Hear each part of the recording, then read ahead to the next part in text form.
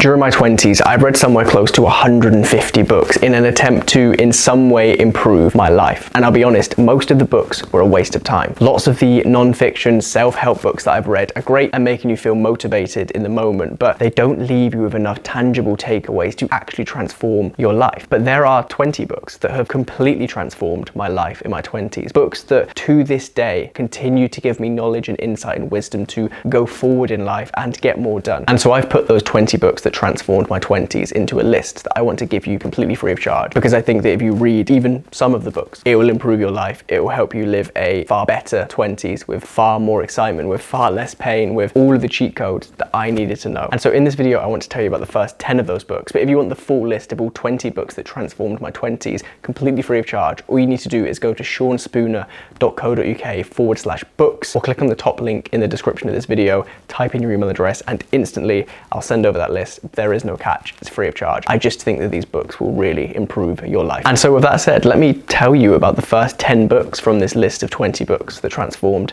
my 20s. And the first book is a book that not many people have heard of, called The Slight Edge by Jeff Olson. Now, if you've read Atomic Habits by James Clear, you probably already understand the general premise behind The Slight Edge, which is essentially that tiny, almost undetectable daily habits, compounded for long enough, have enormous effects in your life. So if you get just 1% better at something each day for a year, you're not going to be twice as good in a year, 4 times as good.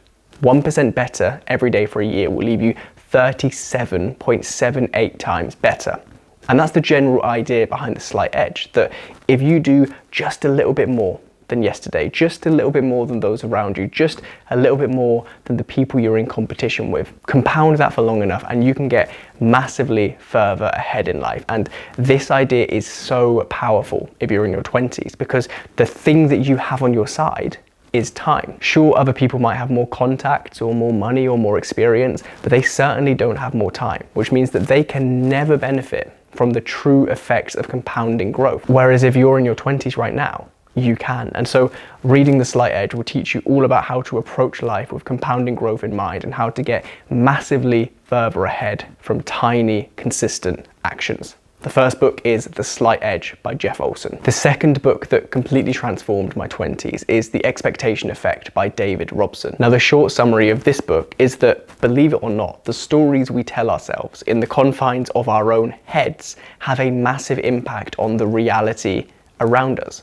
Your thoughts are literally shaping your life. The expectations you have of yourself and your capabilities and your limitations are doing more to impact your outcomes than almost anything else. And so when you understand that really vital idea that the expectation effect, as the book is called, is at play in your life at all times, whether for better or for worse, it allows you to take control of those expectations. It allows you to keep your thoughts and the stories you tell yourself in check. And in doing so, it allows you to gain the massive upside that's proven by endless peer research studies at this point. This is science. This isn't some pseudoscience. This isn't some manifestation book. This is pure science explaining how the expectations that you have of yourself shape your reality. And so if you can lean into that power, because you've read this book and you've understood how expectations shape your life, you can get massively further ahead by doing little more than reshaping your thoughts. So the second book that transformed my 20s is The Expectation Effect by David Robson. The third book that transformed my 20s is Extreme Ownership by Jocko Willink. And I recently published a video up here or here, I always forget what side it is, about how discipline is the key to unlocking a meaningful life. And this book, Extreme Ownership, is essentially about that, about this idea that whether or not things were actually your fault in life, whether or not you could have actually controlled a situation, it's really important for you to take personal responsibility for every single thing that happens in your life. Not because of some toxic masculinity, as some people accuse this book of promoting, but rather because if you assume responsibility, and if you assume that the onus is on you to move through the situations that you find yourself in, you're going to get further ahead in life. You're going to move through those situations more proactively, more positively. Because the worst thing you can do when you're in a tough spot, when you're in a situation that doesn't favor you or going through something you'd rather not be doing, the absolute worst thing you can do is feel like a victim, is surrender control to somebody else or to the universe or to fate, right? If you can take absolute extreme ownership of everything in your life, the good and the bad, the easy and the hard, and tell yourself that you can control this. You can do something to move forward in this situation. And if not, at least you can learn a lesson to do things differently next time. The earlier in your life you can grasp that really key idea, the less painful and the more productive your life will be. So the third book in the list is Extreme Ownership by Jocko Willink. The fourth book in the list is 12 Rules for Life by Jordan Peterson. Now, I read this book long before certain corners of the internet decided that it was cool to absolutely hate Jordan Peterson. This book is really valuable, particularly if you're in your 20s. And I'll be honest, some of the rules felt a little bit more abstract than others, but the idea of standing up straight with your shoulders back and the idea of treating yourself like you're somebody that you're responsible for looking after, those two ideas alone, if that's where the book ended, they would be enough for me to recommend this book, because those two rules alone give you a perfect blueprint of how you positively go out into the world and present yourself in the right way and approach situations in the right way, and then look inwards to care for yourself and to hold yourself to a higher standard and to expect more of yourself. And the balancing act between presenting yourself externally whilst holding yourself accountable internally, those two things are a great summary of how you should approach your 20s to get ahead. And so that's why the fourth book on this list is 12 Rules for Life by Jordan Peterson. The fifth book on the list is How to Not Die Alone by Logan Ury. Now look, this book, more than any other on the list, had entirely unexpected consequences on my life, because it sent me on first dates with over a dozen random strangers. And I'll be honest, none of those dates actually went anywhere in the long run, right? I don't really speak to many of the people that I went on dates with after reading this book, but what this book did cause me to do, and what this book will cause you to do, if you're single and in your 20s and making excuses as to why you can't find a life partner, is it will call out your bullshit.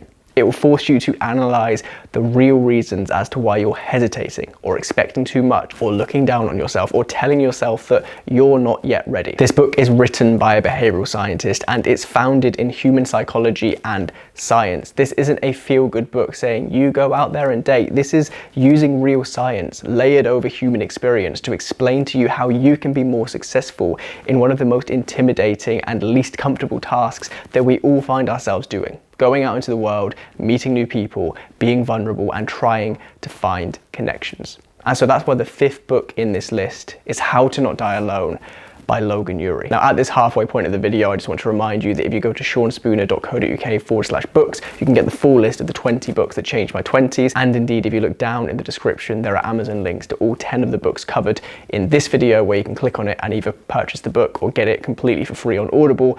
All you need to do is go down there and click on the links. But before you do that, let me tell you about the sixth book on the list, which is Deep Work by Newport. Now, I'm sure you'd agree that your life would be easier and your big goals would feel slightly more in reach if you could just avoid distraction. If you could just sit alone and get done the work that you needed to do without feeling like everything's calling for your attention or feeling bored and uncomfortable as you attempt to do so. If you could just sit and work, your goals would be a lot more in reach. And so that's why this book, Deep Work by Newport, is so powerful, because it explains exactly how you can find solitude and focus and do the work that matters most to you, the highest impact, highest yield work that will literally transform your life if only you could sit and do it. Some of the ideas and principles in this book that I read years ago exist with me every single day, even now. When I sit down to work, there are tiny little nuances in the way I approach work and the way I approach distractions and notifications and how I lay in my day and how I control and balance my energy. All of this is explained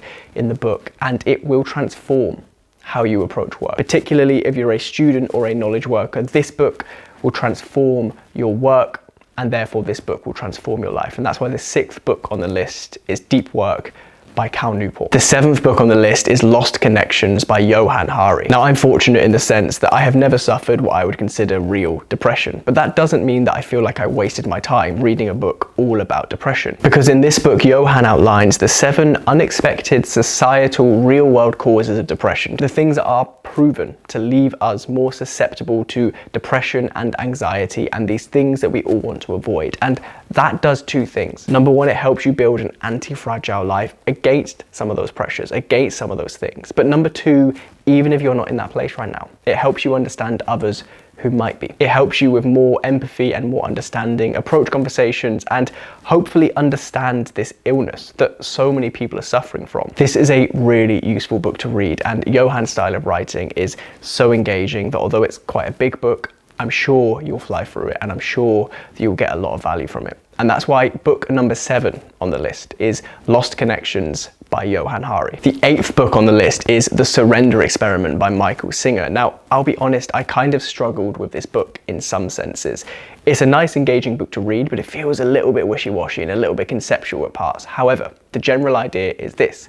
Michael Singer, a real guy who wrote a book about his real experiences, went through life essentially surrendering decisions to life. In so much as when he was presented with a situation that he felt the urge to say no to or felt the urge to resist, he just surrendered. And he said, look, life has put this thing in front of me for some reason. Life has presented this situation. So whether I want it or not, I'm going to lean into it.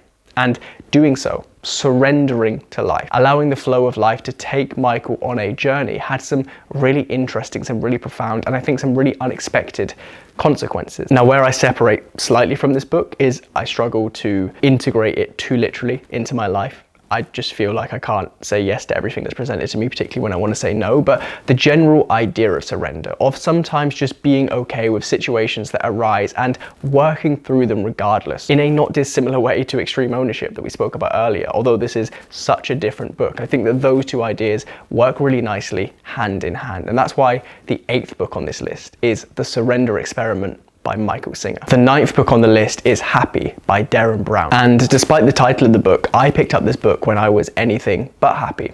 I was 21 and I was at the peak of my kind of being lost and confused in my early 20s, and happiness was something that I just couldn't seem to find, right? It felt like this really difficult to define and even more difficult to grasp concept. And that's kind of the point of this book, that we spend so much of our lives chasing this thing, happiness, without really defining or understanding it. And in doing so, we actually sacrifice so much happiness and so much peace of mind and so much contentment. But in this book, Derren Brown makes the case that more or less everything is okay. And in any given moment, you probably already have permission and all of the reason possible to be happy. Concluding in this idea that you don't need to chase happiness. Happiness isn't something you pursue. Happiness is something that's already here.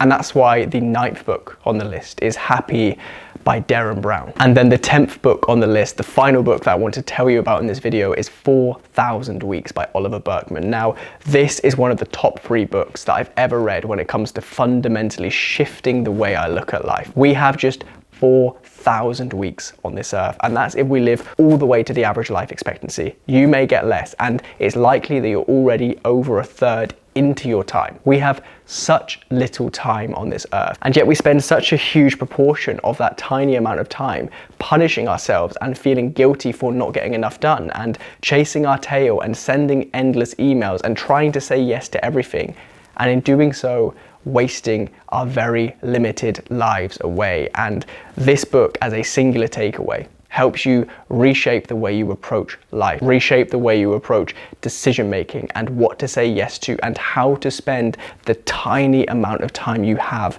on the things that truly matter, so that inside of those 4,000 weeks, you can actually live a life that was worth living. And so that's why the 10th book on the list of the 20 books that transformed my 20s is 4,000 Weeks by Oliver Burkeman. Now, if you liked the sound of any of those books, the links to buy any or all of them are in the description of this video, and that very top link will take you to seanspooner.co.uk/books, where you can type in your name, type in your email address, and get the list of the 20 books that transformed my 20s completely free of charge into your inbox instantly. I promise you these books will change your life, and I know that because they've changed mine. seanspooner.co.uk/books. Go get it, read the books, transform your life. Enjoy.